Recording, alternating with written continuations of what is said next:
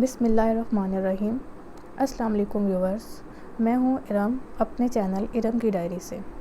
آج میں آپ کی خدمت میں حاضر ہوئی ہوں اپنے سیگمنٹ قرآنی صورتوں کی فضیلت سے، اور سب سے پہلے جو صورت ہے جس کے میں فضائل اور فوائد بتاؤں گی وہ ہے سورہ فاتحہ۔ سورہ فاتحہ جو ہے سب سے پہلے اس کا ایک تعارف ہو جائے گا چھوٹا سا۔ اس کے تعارف میں یہ ہے کہ سورہ فاتحہ ایک مکی صورت ہے، اس کی 7 آیات ہیں، اس کے بہت سارے مشہور نام ہیں، لیکن جو سب سے زیادہ مشہور نام ہے وہ اس کے 7 ہیں۔ سب سے پہلا جس کا نام ہے وہ ہے فاتحہ، جس کا مطلب ہے کہ رحمت اور برکت اور علم و حکمت کے دروازے کھولنے والی صورت۔ دوسرا اس کا نام ہے فاتحۃ الکتاب، یہ کتاب الہی قرآن پاک کے اسرار اور معارف کی چابی ہے۔ قرآن پاک کا جو افتتاح ہے، قرآن پاک کا جو شروعات ہے، ترتیب وہ اس سورہ سے شروع ہوتی ہے، اس لیے اس کو فاتحۃ الکتاب کہا جاتا ہے۔ تیسرا جو اس کا نام ہے وہ ہے ام القرآن، یعنی کہ قرآن پاک کے جتنے بھی مضامین ہیں ان کا خلاصہ یا ان کا ماخذ جو ہے وہ سورہ فاتحہ ہے۔ اس کا چوتھا نام ہے سبع مثانی، جس کا مطلب ہے 7 بار پڑھی جانے والی آیات۔ نماز میں ہم سورہ فاتحہ کی آیات کو بار بار پڑھتے ہیں، اس لیے ہم اس کو سبع مثانی کہتے ہیں۔ اس کا 5واں نام ہے الحمد شریف، کیونکہ اس میں اللہ تعالیٰ کی حمد و ثنا کو بیان کیا گیا ہے۔ اس کا 6واں نام ہے سورۃ الکنز، جس کا معنی ہے فضائل اور برکات والی صورت۔ اس کا 7واں نام ہے الشفاء، کیونکہ تمام جسمانی اور روحانی امراض کی یہ دوا ہے سورہ فاتحہ۔ سورہ فاتحہ کے بارے میں یہ کہا جاتا ہے کہ سورہ فاتحہ جس نماز میں پڑھی نہ جائے وہ نماز ناقص ہوتی ہے۔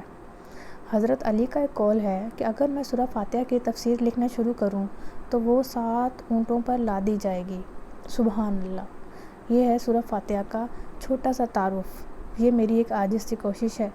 اس کے بعد ہم چلتے ہیں سورہ فاتحہ کے فضائل کے بارے میں کہ ہمارے پیارے نبی حضرت محمد صلی اللہ علیہ وآلہ وسلم نے سورہ فاتحہ کے کیا فضائل بیان کیے ہیں۔ سب سے پہلے پیارے نبی نے فرمایا کہ یہ قرآن کی سب سے عظیم صورت ہے اور یہ قرآن کی سب سے افضل صورت ہے۔ ایک اور جگہ آپ صلی اللہ علیہ وسلم نے ارشاد فرمایا کہ سورہ فاتحہ خزانہ عرش کے نیچے سے نازل ہوئی ہے، یہ مرض کے لیے شفا ہے۔ ایک اور حدیث ہے، جس گھر میں سورہ فاتحہ اور آیت الکرسی پڑھ لی جائے تو اس دن اس گھر والوں کو کسی بھی انسان یا جن کی نظر بد نہیں لگے گی، اس کے گھر والے اس دن نظر بد سے محفوظ رہیں گے۔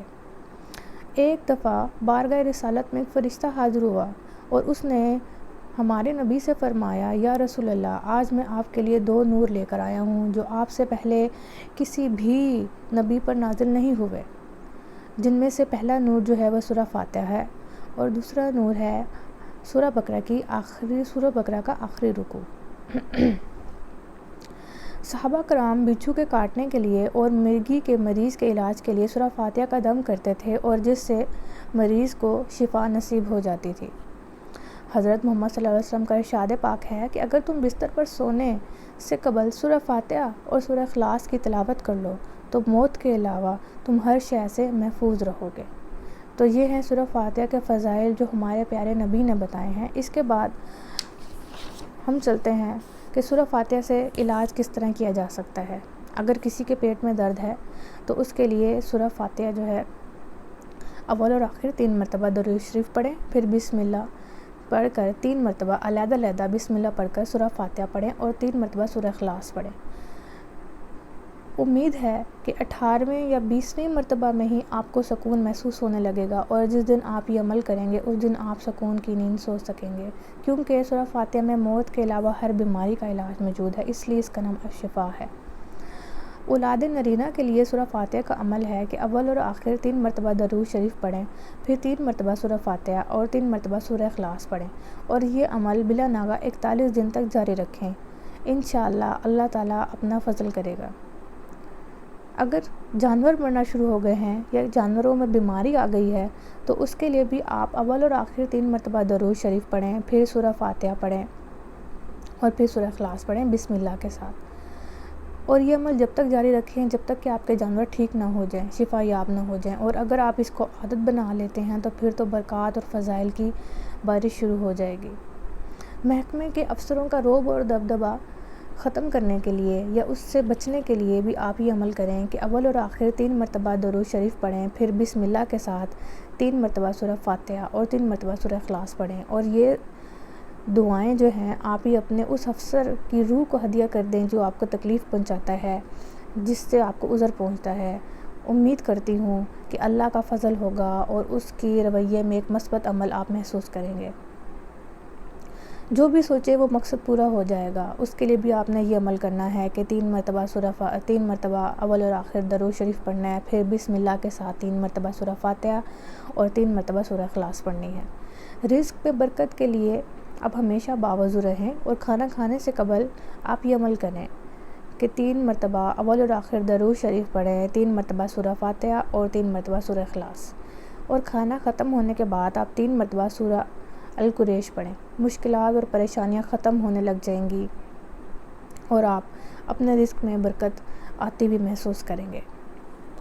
جو بھی کھائیں، اگر آپ کو کھانا کھانے سے تکلیف ہوتی ہے یا آپ اپنی مرضی سے کھانا نہیں کھا سکتے یا آپ کو تکلیف ہے، جسم میں درد ہوتا ہے، 8-8 10-10 دن آپ کو قبض رہتی ہے، کھانے کے دوران آپ 7 مرتبہ، یعنی کہ جب آپ کھانا کھا رہے ہوں، کھانا کھاتے ہوئے آپ 7 مرتبہ سورہ فاتحہ پڑھیں اور پھر جو مرضی جتنا مرضی کھائیں، آپ کو اس سے کوئی تکلیف یا عذر نہیں ہوگا۔ اگر ویسے کوئی مرض ہے، آپ کو شوگر ہے، بلڈ پریشر ہے اور آپ کو چیزیں منع ہیں تو آپ ان سے پرہیز کریں، لیکن اگر ویسے ہی آپ کا معدہ خراب ہے یا آپ سے کوئی چیز ہضم نہیں ہوتی، تکلیف ہوتی ہے، زیادہ مقدار میں آپ کھا نہیں سکتے، تو آپ اس کے لیے یہ عمل کر سکتے ہیں۔